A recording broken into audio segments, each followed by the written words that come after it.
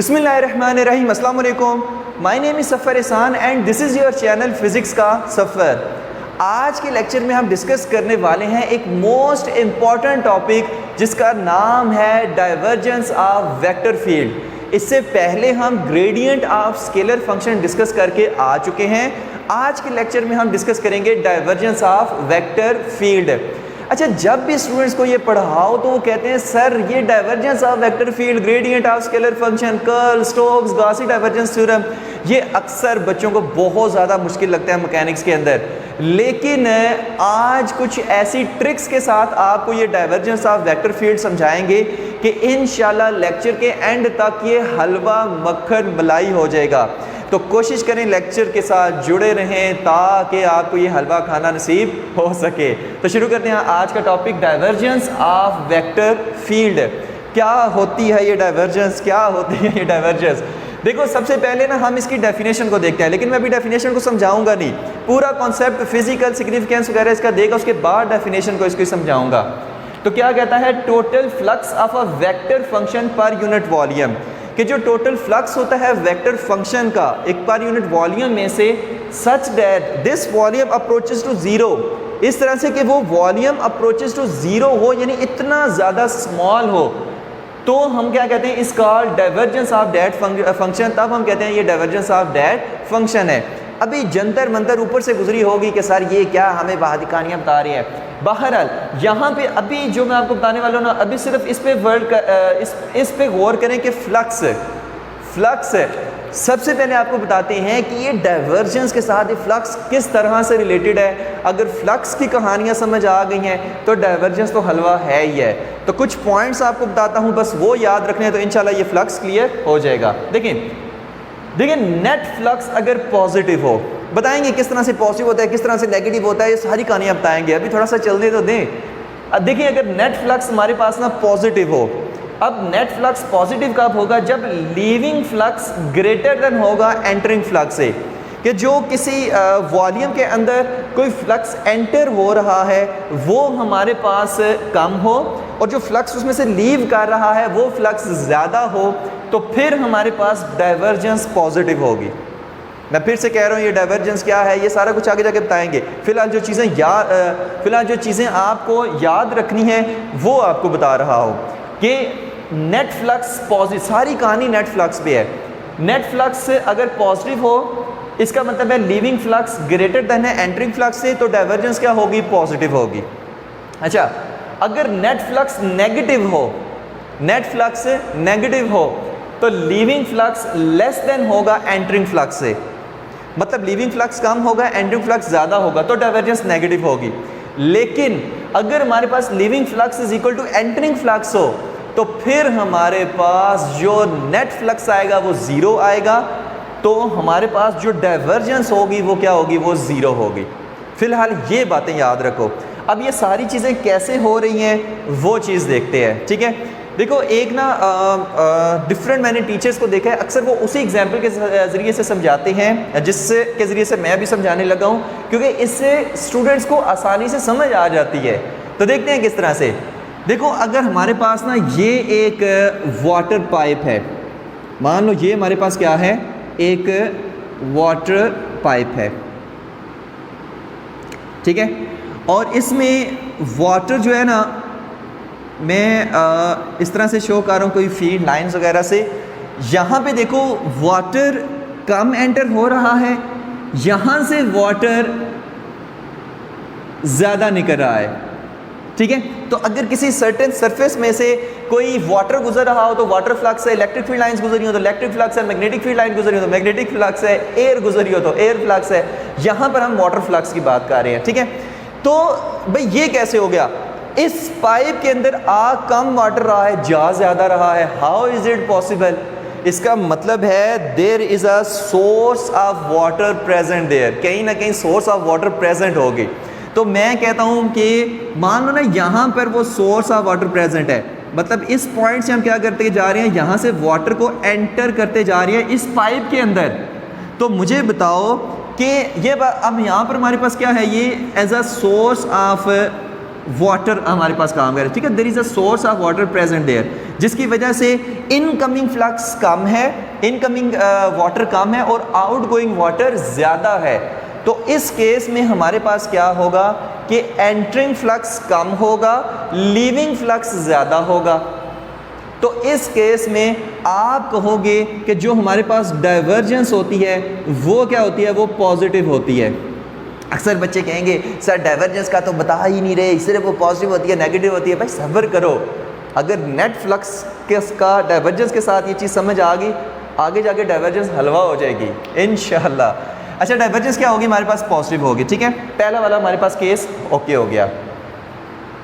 अच्छा, अब अगर और इसमें नेट फ्लक्स क्या है, पॉजिटिव, क्योंकि हमारे पास नेट फ्लक्स पॉजिटिव कैसे है, यहाँ पर हमारे पास हाइयर फ्लक्स है, यहाँ पर लोअर फ्लक्स है, तो हाइयर माइनस लोअर जो हमारे पास वैल्यू आएगी वो पॉजिटिव में आएगी, तो नेट फ्लक्स क्या है, इसमें पॉजिटिव है। अच्छा, नेक्स्ट है, उसके बाद एक और एग्जाम्पल, बल्कि ढेर सारी आज एग्जाम्पल्स हैं, सिर्फ ध्यान इधर करना है। अच्छा, अगर हमारे पास यही हमारे पास एक पाइप है, ठीक है, और यहाँ से जो वाटर है ना वो ज़्यादा एंटर हो रहा है, यहाँ से जो वाटर है वो ज़्यादा एंटर हो रहा है, लेकिन यहाँ पर हमने देखा कि आगे से जो वाटर निकला, लीविंग वाटर, वो कम है। ये कैसे हो गया? इसका मतलब है there is a sink present there. इसका मतलब क्या है कि यहाँ पर कोई ना कोई सिंक प्रेजेंट है, मतलब यहाँ से तो ज़्यादा वाटर आ रहा है, हो सकता है थोड़ा सा वाटर यहाँ से बाहर निकल जाए, थोड़ा सा यहाँ से हम ना कोई खला सा बना दें, होल सा बना दें, कुछ वाटर यहाँ से बाहर निकल जाएगा और ज़्यादातर यहाँ से निकल जाएगा। तो इसका मतलब है आने वाला वाटर ज़्यादा है, यहाँ से हम वाटर एंटर कर रहे थे, यहाँ से वाटर बाहर निकल रहे, एंटर नहीं कर रहे इस पॉइंट से, तो यहाँ पर क्या प्रेजेंट है, सिंक, ठीक है। तो इसका मतलब है आने वाला वाटर ज़्यादा है, जाने वाला कम है, आने वाला फ्लक्स ज़्यादा है, जाने वाला कम है। तो इसका मतलब है leaving flux is less than entering flux. तो फिर हमारे पास जब हम इसको इसमें से माइनस करेंगे, ठीक है, तो हमारे पास जो आंसर आएगा वो नेगेटिव में आएगा, नेगेटिव फ्लक्स आएगा। तो जब भी हमारे पास लीविंग फ्लक्स जो है वो लेस देन एंटरिंग फ्लक्स हो तो नेट फ्लक्स नेगेटिव आता है, और इस केस में डाइवर्जेंस हमारे पास क्या आती है, नेगेटिव आती है। डाइवर्जेंस क्या आती है, नेगेटिव आती है। ओके, लास्ट के साथ लेते हैं, उसके बाद हम डाइवर्जेंस पे जा रहे हैं। देखो, अगर हमारे पास leaving flux is equal to entering flux हो, कि अगर हमारे पास ये वाटर का पाइप है और जितना यहाँ से पानी आ रहा है, जितना वाटर यहाँ से आ रहा है उतना ही लीव कर रहा है, कोई सोर्स नहीं, इसका मतलब है कोई सोर्स नहीं प्रेजेंट, कोई सिंक नहीं प्रेजेंट, कोई सोर्स ऑफ वाटर नहीं प्रेजेंट, कोई सिंक नहीं प्रेजेंट, जितना वाटर आ रहा है उतना वाटर जा रहा है। Entering flux is equal to leaving flux. तो इस केस में जो नेट फ्लक्स होगा वो हमारे पास कितना होगा, ज़ीरो, और जो डाइवर्जेंस होगी वो भी क्या हो जाएगी, वो भी ज़ीरो हो जाएगी।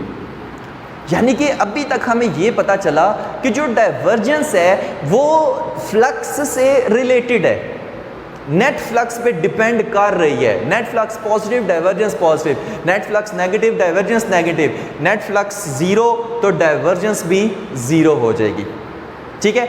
एक और 30 या 35 सेकंड के अंदर अंदर इसी से रिलेटेड एक एग्जांपल देते हैं। मतलब फॉर एग्जांपल है, अगर आपकी सैलरी 25,000 है लेकिन आपका जो महीने का खर्चा है वो 50,000 हो गया है, इसका मतलब है कि आने वाले पैसे कम हैं, जाने वाले पैसे ज़्यादा हैं, ठीक है। मतलब बैंक से निकाल के आपने कोई एक्स्ट्रा खर्च कर लिया जो सेविंग की हुई थी, तो आने वाले तनख्वाह कम है लेकिन आपका जो खर्चा हुआ है वो ज़्यादा हुआ है, तो हमारे पास इस केस में डाइवर्जेंस पॉजिटिव होगी।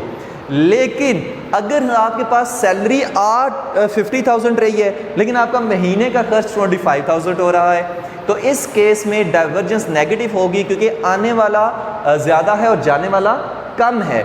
अगर आपके पास 25,000 आपकी सैलरी है और आपका महीने का खर्च भी जो 25,000 ही हो रहा है, तो फिर आपके पास उस केस में डाइवर्जेंस ज़ीरो हो जाएगी, ठीक है। ये जस्ट एक एग्जांपल इसको समझाने के लिए। अच्छा, नेक्स्ट हम बात करते हैं, या इसको रेस क्या करना है, इसको इधर ही रहने दें। अच्छा, नेक्स्ट आपको ना डाइवर्जेंस इससे समझा, यहाँ पर देखो फिर हमारे पास डाइवर्जेंस होती क्या है। देखो, ये हमारे पास क्या है, नेट फ्लक्स है। ये क्या है, देखो फ्लक्स ही नहीं होता, जैसे हमारे पास integral of E dot D A क्या होता है, फ्लक्स होता है। सेम इसी तरह इंटीग्रल ऑफ ये क्या है, ए हमारे पास क्या है, ये कोई भी वेक्टर फील्ड है, कोई भी वेक्टर फील्ड हो सकती है, इलेक्ट्रिक फील्ड हो सकती है, ये कुछ भी हो सकती है, ये कोई भी इलेक्ट्रिक फील्ड है डॉट ये ds क्या है, एरिया है, तो ये भी हमारे पास वेक्टर फील्ड डॉट एरिया, ये हमारे पास क्या बन रहा है, ये नेट फ्लक्स बन रहा है। तो net flux per unit volume कि एक पर यूनिट वॉल्यूम में से, पर यूनिट जैसे ये हमारे पास है फॉर एग्जांपल कि पर यूनिट वॉल्यूम में से हमें मान लो कितना नेट फ्लक्स हमें मिल रहा है, आगे जाके हम कंप्लीट डिटेल के साथ इंशाल्लाह देखेंगे। तो पर यूनिट वॉल्यूम में से कितना नेट फ्लक्स मिल रहा है, बशर्त ये कि जो वॉल्यूम है वो अप्रोचेस टू ज़ीरो हो, वॉल्यूम बहुत ज़्यादा स्मॉल होना चाहिए। तो छोटे से वॉल्यूम में से नेट फ्लक्स कितना मिल रहा है वेक्टर फील्ड की वजह से, तो इस चीज़ को हम कहते हैं डाइवर्जेंस ऑफ वेक्टर फंक्शन या divergence of vector field. Okay हो गया। एक और तरीके से भी बहरहाल इसको बताएंगे। यहाँ से आते हैं डेल के सेंस में, इसको देखते हैं, फिर और भी एग्जांपल्स में आते हैं। ठीक है, डेल के सेंस में देखते हैं, मतलब अगर हम कोऑर्डिनेट सिस्टम अगर हम कोई ले, ठीक है, मान लें कोई हम रेक्टेंगुलर कोऑर्डिनेट सिस्टम ले रहे हैं जिसमें जो वेक्टर फंक्शन है, मान लें ये ए वेक्टर है, कितने इसके कोऑर्डिनेट है, ए एक्स आई, कोऑर्डिनेट इसके हमारे पास component A X I, A Y J plus A Z के। ठीक है, ये मैंने कोई वेक्टर ए कंसीडर कर लिया है जिसके कंपोनेंट कितने हैं, ए X I, A Y J, A Z के, मतलब 3 इसके कंपोनेंट्स हैं। ठीक है, कोई भी हमने वेक्टर फील्ड अगर हमने कोई ली हुई है तो उसमें हमारे पास ये है। अच्छा, वेक्टर फील्ड क्या होती है, ऐसी फील्ड जिसमें हर एक पॉइंट जो है वो किसी वेक्टर क्वांटिटी को रिप्रेजेंट कर रहा हो, ऐसी फील्ड को हम कहते हैं वेक्टर फील्ड। जैसे इलेक्ट्रिक फील्ड होगी, मैग्नेटिक फील्ड होगी, वेलोसिटी की फील्ड होगी, फोर्स की फील्ड होगी, तो ये सारी वेक्टर फील्ड्स होती है। बहरहाल हम बात कर रहे थे इस पे, इसको ना थोड़ा सा मिटाना पड़ेगा। कोई बोर तो नहीं हो रहा भाई, बोर नहीं होना। मैं फिर से कह रहा हूँ, छोटी छोटी चीज़ों को जब मिलाओगे ना एंड में मज़ा आ जाएगा कि सर ये हलवा हो गया लेक्चर। अच्छा देखो, ये चीज़ जो है ना ये हम पढ़ चुके हैं, ये चीज़ हम पढ़ चुके हैं। ये हमारे पास क्या था, gradient of scalar function, gradient of scalar function. अच्छा, ग्रेडियंट ऑफ स्केलर फंक्शन में हम क्या करते थे कि ये डेल ऑपरेटर है, ये हमारे पास क्या है, डेल ऑपरेटर है। इसको हम किसी स्केलर फंक्शन पे जब हम अप्लाई करते हैं तो आंसर क्या आता है, एक वेक्टर आता है। इसी को हम कहते हैं ग्रेडियंट ऑफ स्केलर फंक्शन, जो हम पिछली वीडियो में डिस्कस करके आ चुके हैं। अच्छा, डेल ऑपरेटर क्या होता है, ये हम किसी भी फंक्शन पे अप्लाई करते हैं कुछ ना कुछ रिजल्ट्स को एक्सट्रैक्ट करने के लिए। और कोऑर्डिनेट सिस्टम में इसकी वैल्यू हमारे पास क्या होती है, partial by partial X I plus partial by partial Y J plus partial by partial Z K. Okay हो गया, ये इसकी वैल्यू होती है। डेल ऑपरेटर किसी भी हम ना फंक्शन में अप्लाई करते हैं, चाहे स्केलर हो चाहे वेक्टर हो, कुछ ना कुछ रिजल्ट निकालने के लिए। बहरहाल हम बात कर रहे थे इसकी।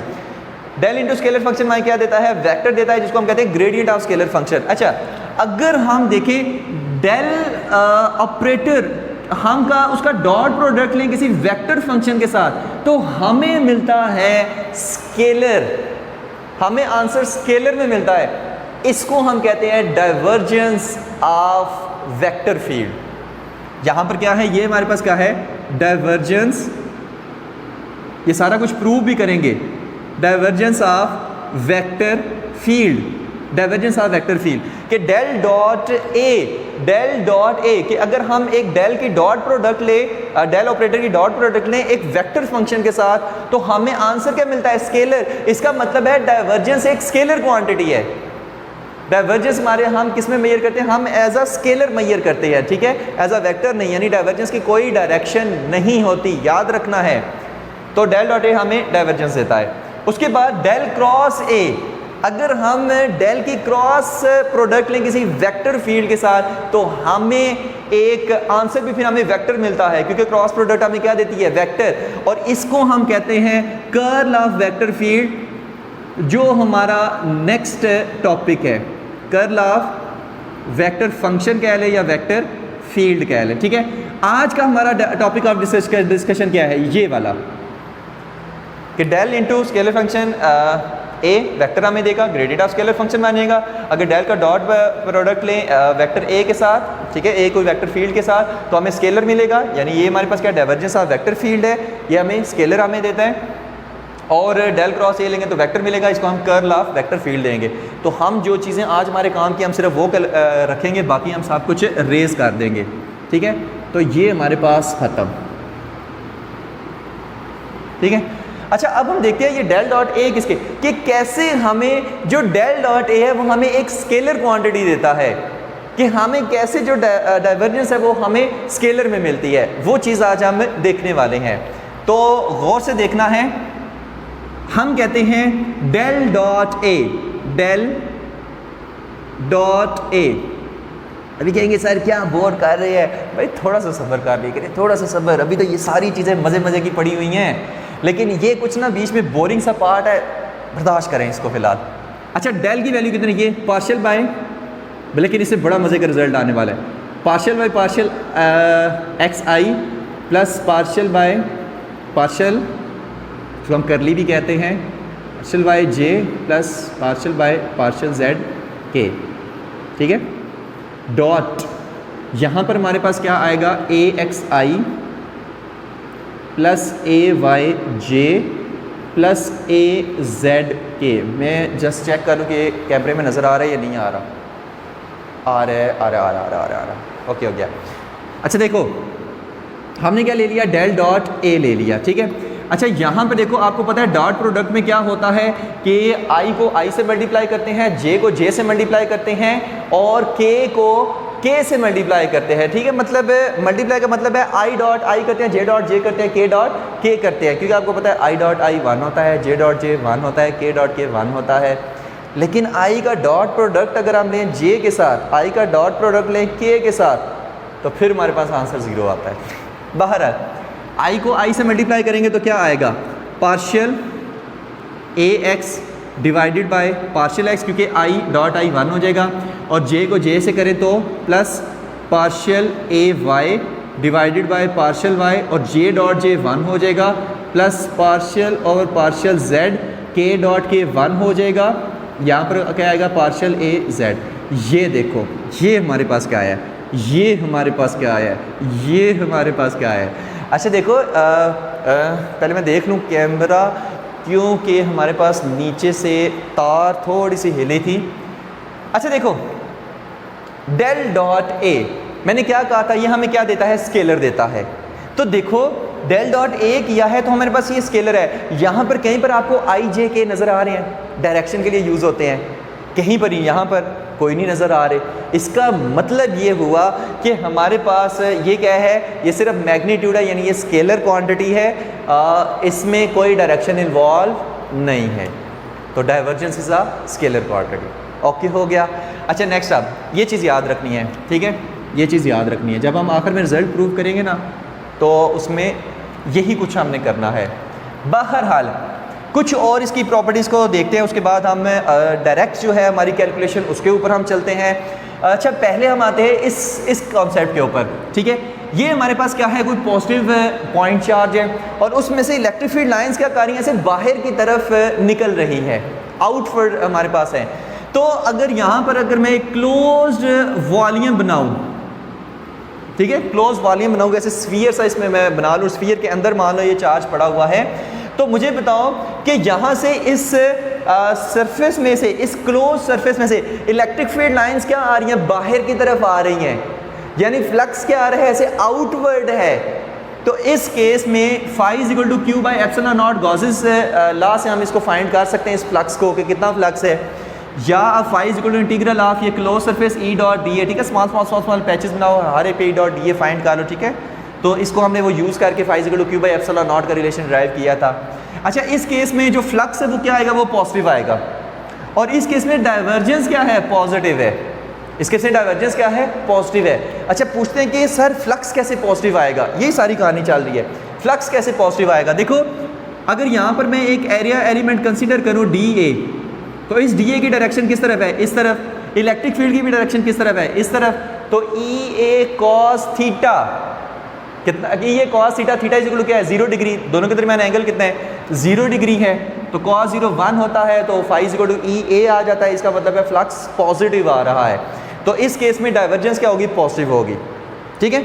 और डाइवर्जेंस पॉजिटिव कब होती है, इसमें हम कहते हैं when there is a source of field present, when there is a source of field present. इसमें सोर्स ऑफ फील्ड क्या है, ये पॉजिटिव चार्ज, यहाँ से फील्ड ऐसे निकल रही है और ये क्लोज सरफेस से बाहर फ्लक्स निकल रहा है तो पॉजिटिव है, डाइवर्जेंस भी पॉजिटिव है। अच्छा इसमें देखते हैं नेगेटिव अगर चार्ज हो, इसमें अगर हमें क्लोज्ड सरफेस ले, एक फुल ऐसे क्लोज सरफेस है, अब ये देखो इलेक्ट्रिक फील्ड लाइन ऐसे अंदर की तरफ आ रही है, ऐसे अंदर की तरफ इलेक्ट्रिक फील्ड लाइन आ रही है, इसमें फ्लक्स नेगेटिव है, इसमें फ्लक्स नेगेटिव है।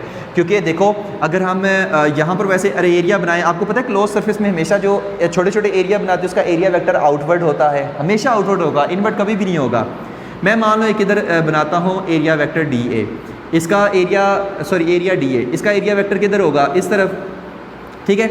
इलेक्ट्रिक फील्ड लाइंस की डायरेक्शन किधर है, इनवर्ड, तो मुझे बताओ कि एरिया वेक्टर और इलेक्ट्रिक फील्ड में एंगल कितना है, 180 डिग्री, और cos 180 -1 होता है।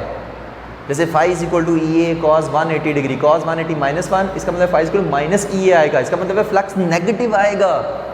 तो इसमें फ्लक्स क्या आता है, नेगेटिव आता है अकॉर्डिंग टू गॉसेस लॉ, कि phi is equal to -q/ε0, और इसमें फ्लक्स क्या आता है, नेगेटिव आता है, जिसकी वजह से डाइवर्जेंस भी क्या आएगी, नेगेटिव आएगी। यहाँ तक ओके। इसकी पॉजिटिव चार्ज की जो हमारे पास ऐसे क्लोज्ड वॉल्यूम सा लें तो फिर हमारे पास डाइवर्जेंस पॉजिटिव आती है, नेगेटिव चार्ज के लिए नेगेटिव आती है डाइवर्जेंस। और एक और चीज़ इसकी ना आप एक एग्जांपल इस तरह, जैसे यहाँ पर नेगेटिव डाइवर्जेंस है ना, नेगेटिव फ्लक्स आ रहा है, देखो नेगेटिव डाइवर्जेंस का मतलब है कोई चीज़ ना अंदर की तरफ जा रही है, ठीक है, किसी पॉइंट पर वो फिनिश सी हो रही है, तो इस केस में डाइवर्जेंस नेगेटिव होती है, याद रहेगा। अच्छा यहाँ पर देखो ये हमारे पास एक वॉल्यूम है और ये non uniform electric field line है, ये यूनिफॉर्म इलेक्ट्रिक फील्ड लाइन है। देखो इन सब में स्पेस क्या है, इक्वल है, ठीक है। 4 इलेक्ट्रिक फील्ड लाइन इस वॉल्यूम के अंदर, इस वॉल्यूम के अंदर 4 इलेक्ट्रिक फील्ड लाइंस एंटर हो रही हैं और 4 ही लीव कर रही हैं, यानी जितना फ्लक्स इस वॉल्यूम के अंदर एंटर हो रहा है उतना ही लीव कर रहा है। तो इस केस में नेट फ्लक्स क्या है, 0 है, तो डाइवर्जेंस भी क्या है, 0 है, ठीक हो गया। तो डाइवर्जेंस पे बहुत सारी अब कहानियाँ हो गई हैं, अब इसकी थोड़ी सी सर कैलकुलेशन भी कर लें, तो अब कैलकुलेशन पे चलते हैं, ठीक है। होप सो के डाइवर्जेंस समझ आ गए होगी। सो डाइवर्जेंस भाई सिंपल इतना ही है फिजिकल मीनिंग में कि टोटल नेट फ्लक्स एक छोटू से वॉल्यूम में से कितना निकल रहा है, इसको हम कहते हैं divergence of that vector function. Simple. पहले हमने देखी फिजिकल सिग्निफिकेंस ऑफ डाइवर्जेंस, अब हम देखेंगे divergence in terms of rectangular components. तो वो कैसे देखते हैं वो आज हम देखेंगे, ठीक है। देखो ये हमने ना एक छोटा सा वॉल्यूम कंसीडर कर लिया, अब आपको ये वॉल्यूम बड़ा सा नज़र आ रहा है, लेकिन माने ये छोटू सा वॉल्यूम है जिसको हमने बनाया हुआ बड़ा है, क्योंकि डाइवर्जेंस हम कहते हैं कि वॉल्यूम अप्रोचेस टू 0, बहुत छोटा सा वॉल्यूम कंसीडर करते हैं, ठीक है। और उसमें ये पॉइंट, कोई भी पॉइंट मान लें ये P है, जहाँ पर इलेक्ट्रिक फील्ड की इलेक्ट्रिक फील्ड नहीं, क्योंकि हम यहाँ पर कोई स्पेसिफिक फील्ड नहीं ले रहे, कोई वेक्टर फील्ड है, ठीक है। और वो वेक्टर फील्ड किस तरह की है, उस वेक्टर फील्ड का x कंपोनेंट भी है, y कंपोनेंट भी है, ठीक है, a y और यहाँ पर j और z कंपोनेंट भी है,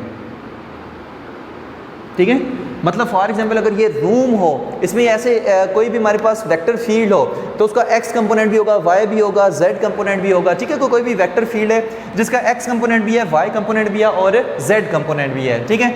और हमने फाइंड करना है कि मान लो इस पूरे वॉल्यूम में से कितना जो नेट फ्लक्स है वो हमारे पास मिल रहा है, कितना हमारे पास टोटल फ्लक्स इसमें से मर्ज हो रहा है, कितना हमारे पास टोटल फ्लक्स इसमें से आउट फ्लक्स वो हमें मिल रहा है, वो हमने कैलकुलेट करना है, और वही हमारे पास डाइवर्जेंस होगी। लेकिन पहले हम वेक्टर फील्ड के x कंपोनेंट के लिए फाइंड करेंगे, फिर y कंपोनेंट के लिए, फिर z कंपोनेंट के लिए, फिर आखिर में तीनों को प्लस कर देंगे तो नेट फ्लक्स मिल जाएगा।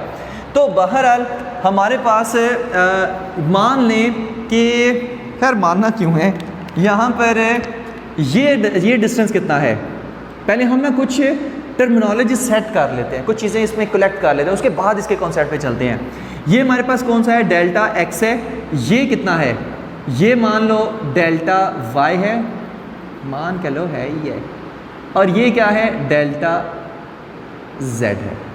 ओके हो गया। ये डिस्टेंस कितना है डेल्टा x, ये कितना है डेल्टा y और ये कितना है डेल्टा z है। और अगर वॉल्यूम का कहा जाए तो वॉल्यूम फिर क्या होगा, del v is equal to del x del y और डेल z, ये इसका वॉल्यूम है। ठीक है, आपको पता है ना length into width into height वो वॉल्यूम होता है। तो डेल हमारे पास मान है ये डेल x है, ये डेल y है, ये डेल z है, तीनों को मल्टीप्लाई करो तो वॉल्यूम निकलता है। तो अभी हमारे पास दो क्वांटिटी डेल्टा v है और ये हमारे पास a component axi plus ayj plus az के। ठीक है, अच्छा मान लो यहाँ से कोई भी वेक्टर फील्ड एंटर होती है a और यहाँ से वेक्टर फील्ड लीव करती है a। ओके हो गया, कोई भी वेक्टर फील्ड है और नॉन यूनिफॉर्म वेक्टर फील्ड है, याद रखना कौन सी फील्ड है, नॉन यूनिफॉर्म। और जस्ट कुछ चीज़ें इमेजिन करनी है कि यहाँ से मान लो ये नॉन यूनिफॉर्म फील्ड ऐसे है, ऐसे है, कुछ ऐसे है। ठीक है, अच्छा यहाँ पे देखो तीन मान लो फील्ड लाइंस एंटर हो रही हैं और यहाँ से 5 लीव कर रही हैं। एंटरिंग फील्ड कम है और लीविंग फील्ड क्या है, मान लो ज़्यादा है। ठीक है, जस्ट कुछ इमेजिनेशन करनी है यहाँ पर। और हम फाइंड कर रहे हैं कि ये जो हमारा फेस है इस क्यूब का, ये जो हमारे फेस है, ये जो हमारे पास फेस है, इसमें x component of that vector field कितना एंटर हुआ है जिसकी वजह से एक फ्लक्स बनेगा और कितना लीव किया है यानी उसकी वजह से भी एक फ्लक्स बनेगा। तो एंटरिंग फ्लक्स कितना है और लीविंग फ्लक्स कितना है, तो हमारे पास x component of vector field की वजह से टोटल फ्लक्स कितना है वो हमें बताओ। तो पहले हम इसके लिए कैलकुलेट करेंगे कि यहाँ से x component of vector field की वजह से लीविंग फ्लक्स कितना है और फिर हम कैलकुलेट करेंगे कि एंटरिंग फ्लक्स कितना है और फिर हम टोटल फ्लक्स कैलकुलेट करेंगे x component of vector field के लिए। ओके हो गया, फिर हम y के लिए फाइंड करेंगे, फिर z के लिए फाइंड करेंगे, फिर सबको प्लस कर देंगे तो पूरी वेक्टर फील्ड का जो नेट फ्लक्स है इस पूरे वॉल्यूम में से वो निकल आएगा। ठीक हो गया, तो मैंने क्या कहा है कि हम अभी सिर्फ इसको और इसको कंसीडर कर रहे हैं। ठीक है, मैं ना इस चीज़ को बाहर बनाने वाला हूँ आसानी के लिए क्या, एक इस फेस और एक इस फेस को, इसको नाम दे लें a b c और d और ये क्या है e f g और h। ठीक है, मैं पहले इसको बाहर बनाने वाला हूँ, ये यहाँ से ये, यहाँ से ये और यहाँ से ये, और ये क्या है a b c और d और यहाँ पे ऐसे कुछ ऐसे। अच्छा बड़ा छोटा ये फेस बन जाए तो just relax, E F G और H। ठीक है, ये पॉइंट दोनों के दरमियान है P और यहाँ से क्योंकि यहाँ से लेकर ना यहाँ तक ये पूरा डिस्टेंस कितना है, डेल्टा x है। तो अगर मैं कहूँ ये डिस्टेंस कितना है तो ये होगा डेल्टा x डिवाइडेड बाई 2। ये कितना है, ये भी होगा डेल्टा x डिवाइडेड बाई 2। ठीक हो गया, तो फिर से देखो ये पॉइंट P है, यहाँ से लेकर यहाँ तक डिस्टेंस है डेल्टा x है, तो मैंने इसको डिवाइड कर, ये हमारे पास डेल्टा x बाई 2 और इधर वाला यहाँ से लेकर यहाँ तक ये भी डेल्टा x बाई 2 हमने कर दिया। ठीक है, तो हम x कंपोनेंट फ्लक्स कैलकुलेट करने वाले हैं किस पे, गौर से देखना है पहले। ठीक है, x component of vector a, इसके लिए हम क्या कर रहे हैं, फ्लक्स की वैल्यू फाइंड कर रही है और किस फेस के ऊपर, E F G H के लिए। ठीक हो गया, अब E F G H के लिए कैसे फाइंड कर रहे हैं वो चीज़ देखते हैं। देखो गौर से सुनना है, इसमें यहाँ पे कोई बोर तो नहीं हो रहा बाहर है। अच्छा इस फेस के ऊपर यहाँ पर देखो जो हमारे पास वैल्यू है ना वेक्टर फील्ड के इस ax कंपोनेंट की, वो हमारे पास कितनी है, ax है। और जैसे जैसे यहाँ से आगे जाते जाओगे तो हमारे पास उसकी वैल्यू, उसकी अमाउंट क्या हो रही है, इंक्रीज़ हो रही है। उसकी अमाउंट क्या हो रही है, इंक्रीज़ हो रही है। कितने तक इंक्रीज़ हो रही है वो चीज़ देखो। पहले हमारे पास कितनी थी, ax, कहाँ पर, यहाँ पर, इस मिड पॉइंट पर। अच्छा यानी इस मिड पॉइंट पर इधर से आगे जाते जाते जाते आगे जाते जाते जाते हमारे पास partial X partial A X divided by partial X, और यहाँ पर आप क्या लिखोगे, delta X divided by 2। Sir ये क्या कर दिया? अच्छा गौर से सुनो सारी कहानी इसकी, अगर ये चीज़ समझ आ गई तो आगे वाली सारी चीज़ें हलवा हो जाएंगी। देखो ये हमारे पास क्या है, rate of change of X component of vector A along या with respect to X axis या along X axis, with respect to X axis, with respect to X axis. ठीक है कि हमारे पास एक्स एक्सिस में जो rate of change of X component of vector field हो रहा है वो कितना है, वो है partial A X by partial X, कि इतने रेट से क्या हो रहा है कि ये जो हमारे पास वेक्टर फील्ड का एक्स कंपोनेंट ये इंक्रीज हो रहा है। ठीक है, और अगर हम इसको डेल्टा एक्स बाई 2 से मल्टीप्लाई कर दें, क्योंकि यहाँ से लेकर हम यहाँ तक का देख रहे हैं कि इसमें से कितना फ्लक्स हमारे पास निकला है उसको हम कैलकुलेट करने की कोशिश कर रहे हैं, तो यहाँ से लेकर यहाँ तक कितना डिस्टेंस बनता है डेल्टा एक्स बाई 2 को, तो rate of change of X component of A with respect to X with respect to हमारे पास एक्स एक्सिस, वो उसको मल्टीप्लाई करना है डेल्टा एक्स बाई 2 मतलब डिस्टेंस से मल्टीप्लाई करना है, तो आपके पास निकलेगा total change of X component of vector A. गौर से सुनना है सर, कितना गौर से सुने, ये हमारे पास पूरी जो टर्म होगी इसको आप क्या कहोगे, टोटल चेंज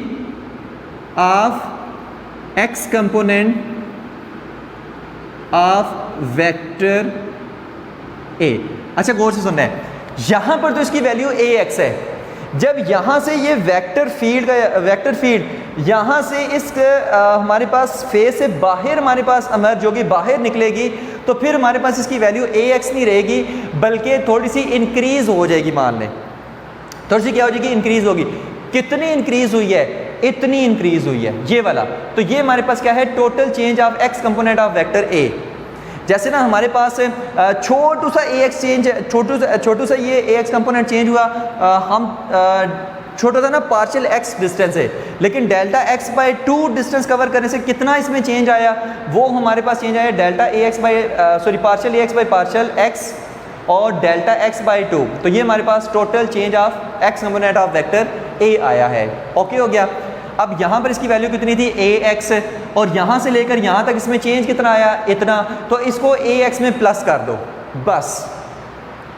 इस चेंज को, ये जितना चेंज आया है यहाँ से लेकर यहाँ तक जाने में, वेक्टर फील्ड में जितना चेंज आया है यहाँ से लेकर यहाँ तक जाने में, उसको प्लस कर दो ए एक्स में, क्योंकि यहाँ पर वैल्यू ए एक्स थी, इतने हिस्से में चेंज इतना आया, इसको इसमें प्लस कर दो, तो ये हमारे पास जो हमारे पास वेक्टर फील्ड है वो यहाँ से बाहर निकल रही है, ये वाली।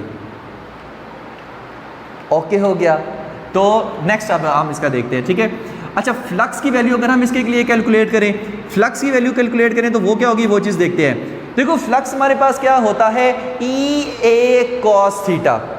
फ्लक्स हमारे पास क्या होता है, अगर हम इलेक्ट्रिक फ्लक्स की बात करें, ई ए कॉस थीटा, और यहाँ पर हम कोई भी वेक्टर फील्ड ले रहे हैं, कोई भी हमारे पास वेक्टर फील्ड, तो यहाँ पर आप क्या लिखोगे, ये हमारे पास वो फील्ड है, तो आप इसको ऐसे ही लिखोगे, ए एक्स, आप क्या लिखोगे, A X plus partial A X divided by partial X और डेल्टा एक्स बाय 2, और इसको मल्टीप्लाई कर दोगे एरिया के साथ, और वो कितना है, डेल्टा वाई डेल्टा जेड। ये हमारे पास फ्लक्स आएगा। अब सर ये कैसे आया है, वो बताए। देखो हमारे पास क्या होता है, फाई इज इक्वल टू, अगर हम इलेक्ट्रिक फ्लक्स की बात करें क्या होता है, ई ए कॉस थीटा, तो ये हमारे पास क्या है, इलेक्ट्रिक फील्ड। तो इलेक्ट्रिक फील्ड की जगह हमने वेक्टर फील्ड की वैल्यू लिख दी है, ये वाली वेक्टर फील्ड की वैल्यू लिख दी है। और आगे क्या है, एरिया, एरिया यहाँ पर कितना है, delta Y into delta Z. जैसे हमारे पास लेंथ इंटू विड्थ क्या होता है, एरिया होता है, तो delta Y into delta Z area है, तो इसकी जगह मैंने डेल्टा वाई डेल्टा जेड लिख दिया। और सर कॉस का आ गया, कॉस भी देख लेते हैं। देखो यहाँ पे एरिया वेक्टर किस तरफ है, इस तरफ है, ठीक है, आपको पता है एरिया वेक्टर जो है वो क्लोज सरफेस के हमेशा आउटवर्ड होता है, तो एरिया वेक्टर इस सरफेस का, इस सरफेस S1 का, ठीक है, ये हम किसके लिए कैलकुलेट करें, EFG, इसको S1 का नाम दे दें, इसके लिए एरिया वेक्टर इधर, और जो हमारे पास ये फील्ड की डायरेक्शन है, जो वेक्टर फील्ड है उसकी डायरेक्शन भी इस तरफ, तो वेक्टर एरिया भी इस तरफ, उसके बाद वेक्टर फील्ड भी इस तरफ, एंगल कितना है 0 डिग्री, और cos 0 कितना होता है, cos 0 1 होता है। तो इस वजह से यहाँ पर हम इसको लिख रहे हैं AX plus partial AX by partial X partial delta X by 2 delta Y delta Z, और cos को यहाँ से मैं ख़त्म कर दूँ। अंडरस्टूड सी बात है कि यहाँ पर कितना होगा, cos 0 होगा, और cos 0 1 होता है, तो 1 से मल्टीप्लाई होगा, यही वैल्यू आएगी, ठीक है। अच्छा, अब मैं देखने वाला हूँ कौन सा face A B C D के ऊपर। अच्छा, यहाँ वहाँ पर भी जो फ्लक्स की वैल्यू आएगी ना, वो कितनी आएगी, यहाँ पर देखो, वो भी इतनी आएगी, AX और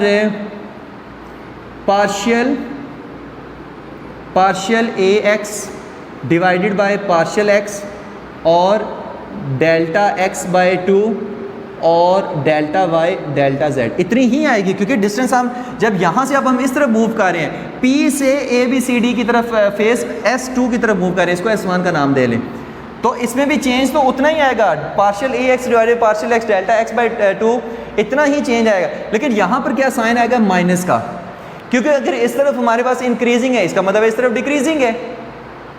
यहाँ पर अगर इंक्रीजिंग है तो हमने बीच में प्लस लिखा हुआ है, तो फिर यहाँ पर डिक्रीजिंग होगा, इस वजह से यहाँ पर आपने माइनस लिख लेना है। ओके, हो गया। अच्छा, नेक्स्ट आप यहाँ पर क्या आएगा, कॉस थीटा, फाई 2 के लिए हम बात कर रहे हैं, डायरेक्ट मैंने लिखा है, डायरेक्ट मैंने इसको लिखा है, ठीक है। और यहाँ पर कॉस थीटा में क्या आएगा, यहाँ पर देखो, इस फेज में एरिया वेक्टर किस तरफ है, इस तरफ,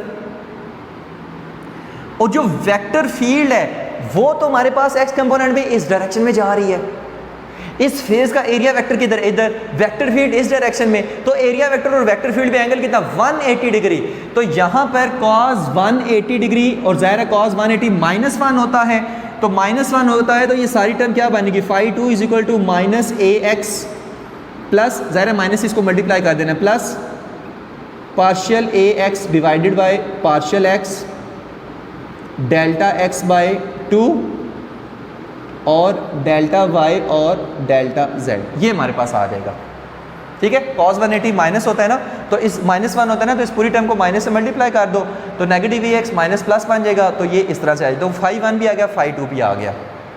ओके, हो गया।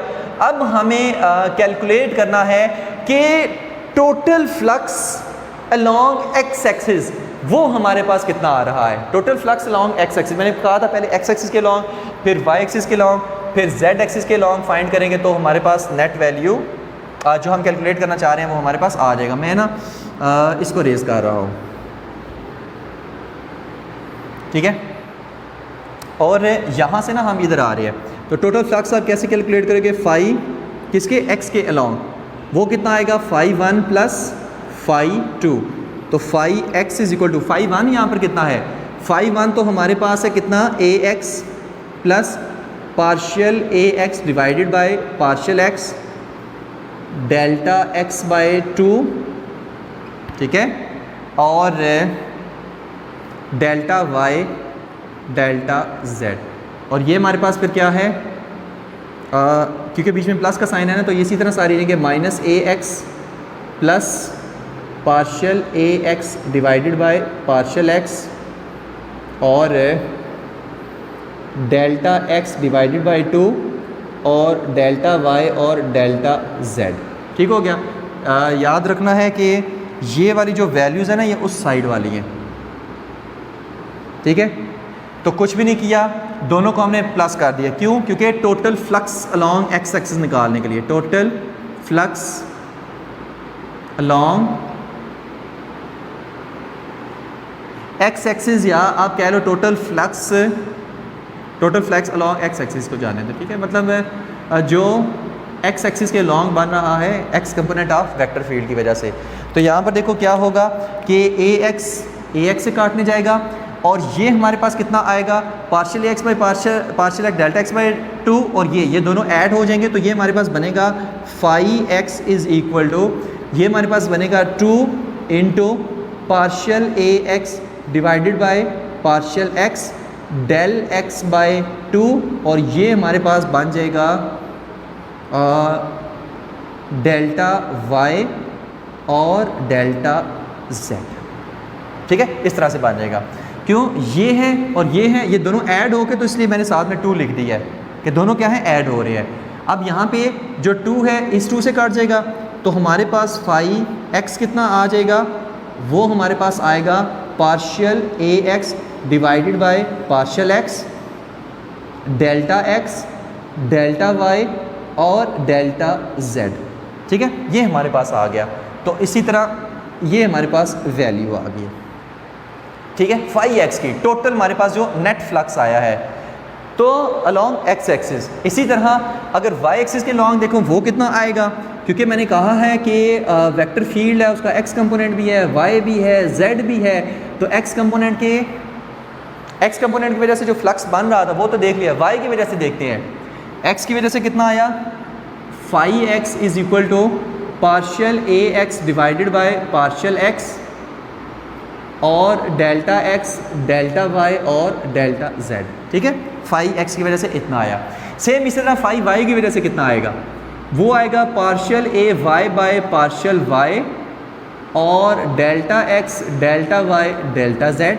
सेम इसी तरह जेड की वजह से कितना आएगा, partial A Z by partial Z delta X delta Y और डेल्टा जेड। ठीक है, और अगर हमें टोटल फ्लक्स निकालना है पूरे इस वॉल्यूम में से कितना निकल रहा है, तो टोटल फ्लक्स हमारे पास कितना होगा, phi is equal to phi X plus phi Y plus phi Z. ठीक है, और वो कितना होगा, phi is equal to partial A X by partial X plus partial A Y by partial Y plus partial A Z by partial Z और यहाँ पर क्या आ जाएगा, delta X delta Y delta Z.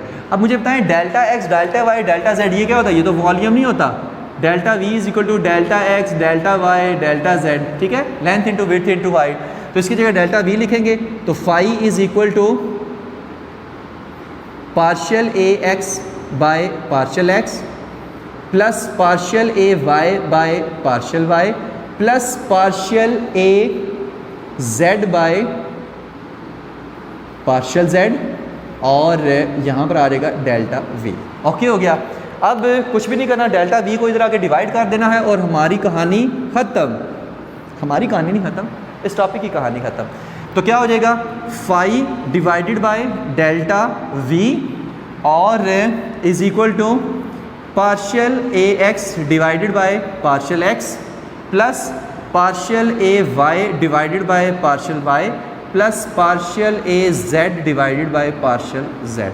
कहीं पर ये आपको जानी पहचानी इक्वेशन लग रही है, ये वाली, ये तो हमारे पास आंसर आया था डेल डॉट ए वेक्टर का। ये आंसर किसका आया था, डेल डॉट ए वेक्टर का, यानी डाइवर्जेंस ऑफ वेक्टर फील्ड इसी के इक्वल नहीं थी, आई थी ना। तो ये हमारे पास क्या, ये डाइवर्जेंस ऑफ वेक्टर फील्ड है। और ये फाई टोटल फ्लक्स को क्या मैं ऐसे लिख सकता हूँ, ए डॉट डी एस और यहाँ पे क्लोज सरफेस, क्योंकि ये क्लोज सरफेस है तो फाई की जगह ना मैंने ये लिख दिया। अब ये ए कौन सा है, ये वेक्टर फील्ड ए, और ये हमारे पास जो हमारे पास डी एस है, ये हमारे पास जो एरिया हमारे पास आ रहा है। ठीक है, तो हमारे पास टोटल जो हमारे पास क्लोज्ड सरफेस के लिए, ठीक है, पूरा एक सरफेस है ना, क्लोज सरफेस है, उसके लिए हमारे पास फ्लक्स है। फाई की जगह मैं ले लिया ए डॉट डी एस। ठीक है, और divided by delta V is equal to, यहाँ पर कितना आ रहा है, partial A X by partial X plus partial A Y by partial Y plus partial A Z by partial Z. ठीक हो गया। तो यहाँ पर हम क्या लें, वॉल्यूम तो हमने बहुत छोटा लिया था, तो यहाँ पर आएगा limit delta V approaches to zero भी आपने लेना है। तो मुझे बताओ कि ये वही नहीं बन गया, यही तो हमारे पास है डाइवर्जेंस ऑफ वेक्टर फील्ड किसके इक्वल होती है, limit delta V approaches to zero. Integral of A dot D S divided by delta V, और वो किसके इक्वल है, partial A X by partial X, partial A Y by partial Y, partial A Z by partial Z. तो ये हमारे पास क्या है, ये स्केलर। तो डाइवर्जेंस ऑफ वेक्टर फील्ड हमें क्या देता है, स्केलर। यही तो हमारे पास है डाइवर्जेंस ऑफ वेक्टर फील्ड। इसी को तो हम कब से प्रूव करने की कोशिश कर रहे थे। तो ये था हमारा आज का लेक्चर। होप्स हो कि आपको समझ आ गया होगा। Thank you very much. अल्लाह हाफिज़।